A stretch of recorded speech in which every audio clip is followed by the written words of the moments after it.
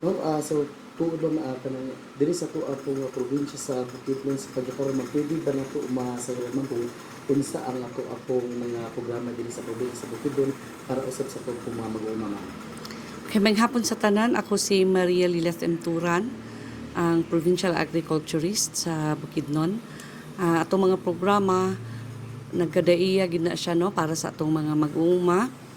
Una nato na gidala na programa ang ato yung development o ang coffee industry sa Bukidnon. So, ang Provincial Government of Bukidnon, pinaagi sa atong halangdong Governor, Honorable Rogelio O'Neil P. Roque, naghatag gid siya og dakong pagtagad sa atong mga mag-uuma, pinaagi sa assistance na atong ipanghatag aron madugangan ang natamnan nga area para sa kape, labi na gyud ang kape Arabica na klase. So it's part of our implementation sa atong roadmap nga diin ang atong tinguha nga mapadaghan nato ang kape aron mahimo ta as goal nato mahimo tang kapital sa Arabica coffee sa tibuok Pilipinas. Ug dugang niana atong mapadaghan ang abot sa atong kape o bisan pa usab makaproduce ta og quality gyud na mga green coffee beans kay dako gyud ang kakulangon sa kape gyud sa atong nasud labi na sad sa probinsya sa Bukidnon. So usa sad sa atong mga tinguha nga maka produce ta og kanang naa na siya tatak Bukidnon Min no. So pinaagi sa atong mga pag-uban o kanang gitawag og collaborative efforts, cooperation sa tanang stakeholders sa atong coffee industry gikan sa farmer nga gaproduce og seeds hangtod na gyud na sa gabrew atong mga brewers no atong mga barista naghugpong gyud aron makabot nato atong tinguha gyud para sa atong pangandoy sa kape. Kaduha, naagi hapon ang support nato sa uban nga mga crops kay dili man gid nato ikalimod nga ang Bukidnon dako og contribution gid sa Region 10 or gitawag itag food basket in Mindanao no or Northern Mindanao particularly.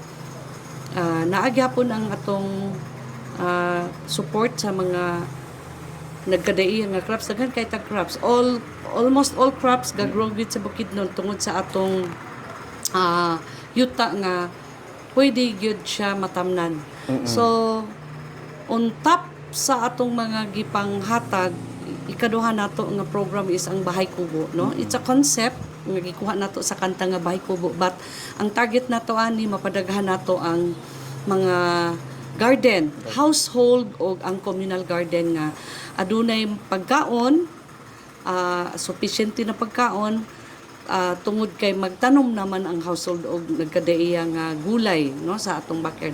Bisan wala gyud garden nga dako, pwede sad nato ipatanom atong mga household members sa container garden no. Ato na siyang gi-promote no. In support ana dako sad ang atong pangandoy nga halos unta tanan barangay maghimo or mag-establish gid sila og communal garden. So pinaagi sa atong Bahay Kubo nga project naatay panghatag ng mga seeds, mga inputs para sa communal garden ug naa sad tay incentive mura atong giagi og search or for best garden, communal garden tagaan nato ang mga barangay nga makasulod sa atong giset na criteria as best gardens ang different na kanang category o different sad na mga award no up to 50,000 ang atong gipanghatag ana. Ikatulo atong i-develop ang upland. It's part of our program nga ma-develop nato ang upland. And then governor is planning to make another roadmap for cacao and then for coconut kay mausad na siya ang dako na produkto o daghan nga produkto sa atong probinsya. So si mais ug si humay, although ang humay is atong yung staple food and we are contributing 60 to 65% sa bugas humay sa tibuok Region 10 but kay naa na may Department of Agriculture, naaman ang Department of Agriculture, dili day naa ang Department of Agriculture nga maoy itagaan og mandate na magsuporta gyud sa agriculture sector sa atong Region 10, no, o sa atong probinsya. So sila na ang naay gipanghatag ng mga seeds o fertilizer para sa humay o naapoy assistance para sa atong mag-uuma sa mais. Pinaagi sa paghatag og seeds o mga inputs. For our support, naatay support for organic agriculture, na katong mga mag-uuma nga nag-practice og organic para sa ilang humay, kay naasad sa ato ang produkto sa pigmented na mga rice, no, anong black, red, and then the glutinous rice na agyapon sa ato and then part of the activity sa organic atong gisuportahan kay dili sad nato maatutanan, but eventually ato lang mapadangat sa katawhan nga naa gid ay pamaagi nga dili kaayo kamo gasto. And then other crops are kanang nagtubo gid siya dinhi sa Bukidnon nga pinaagi sa atong gitawag og sustainable agriculture. We are promoting now the diversified farming, unlike sa una nga ato na lang yung ipa-monocrop ang mga farmers, but it's part of our adaptation measures nga i-sustain nato ang produkto through diversified farming. So dinha na din ang intercropping, multi-cropping, nagtanom ka og utanon, gatanom sad ka og kanang gitawag nato og plantation crop, meaning to say, or katong mga dugay para sa kape, pwede nato na abayan og utanon, pwede nato abayan og mga short crops, no, or mga mubo lang, or kanang gitawag nato og tag 2 to 4 months lang na mga crops nga diin pwede ra sad nato i-intercrop or uban nato sa atong livestock, no, kay ato sang gi-promote karon nga mamuhi pod og bananap kauban sa atong mga tanom.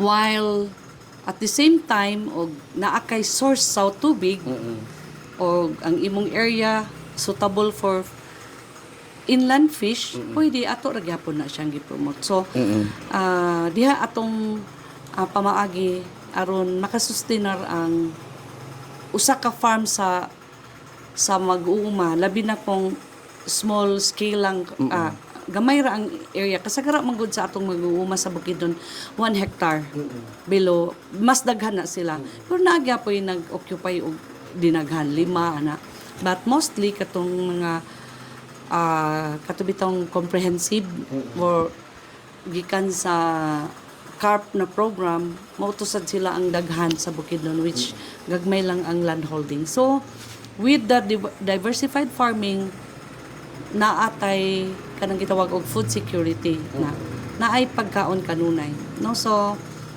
ay imusan gipangutana kaganina noon sa ang atong galantawon nga mga challenges, no. Usa na ka challenges na atong nahinagbo ang kanang pagtaas gyud sa fuel, no.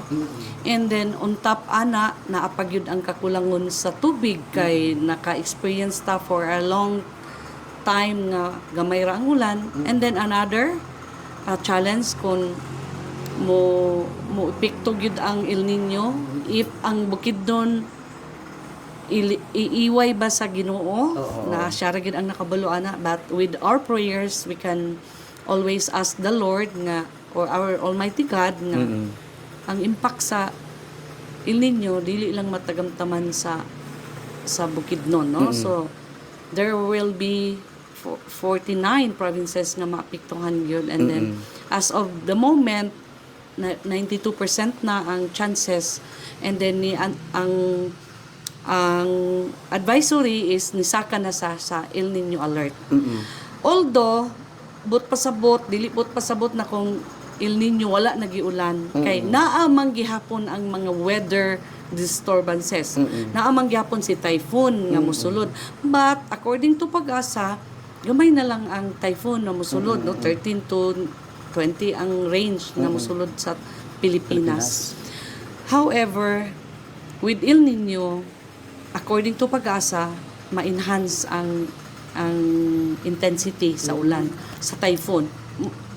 Mukusog siya or and habagat na ta, ang monsoon na to, gapaingon na tagabagat, kusog na ang ulan na mag-intense na po dayon ang monsoon.